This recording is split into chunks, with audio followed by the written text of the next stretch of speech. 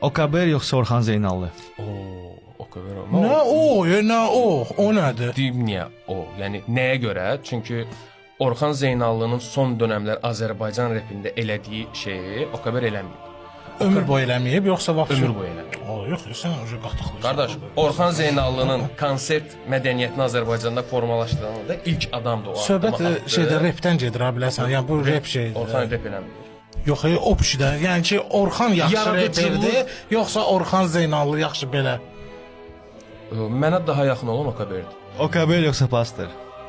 Burada təmənnasız Pastor. Yəni şübhəsiz sonuna qədər Pastor. Çünki Pastorun Azərbaycan repinə elədiyini Azərbaycanda heç bir rep eləmir. Pastor yoxsa Qaraqan? İki fərqli adam. Bax, buna da bir dənə aydınlıq gətirim. Pastor Azərbaycan repi üçün xidmət eləyir, Qaraqan Azərbaycan cəmiyyəti üçün xidmət eləyir. Fərq oradadır ki, Qaraqan sadəcə repi bir alət olaraq istifadə edir. Yəni mən bu iki seçim arasında replə götürsək, təbii ki, Pastor rep olaraq, sound olaraq, keyfiyyət olaraq, tərz olaraq, style olaraq Qaraqandan hal-hazırda yaxşıdır. Amma 2007-2012-ci ildəki Qaraqanla bizimki Pastor müqayisə edirsə, bu gülüncdür. Çünki 2007-2012-ci ildə elə Qaraqan elədiyini hələ ki eləmir.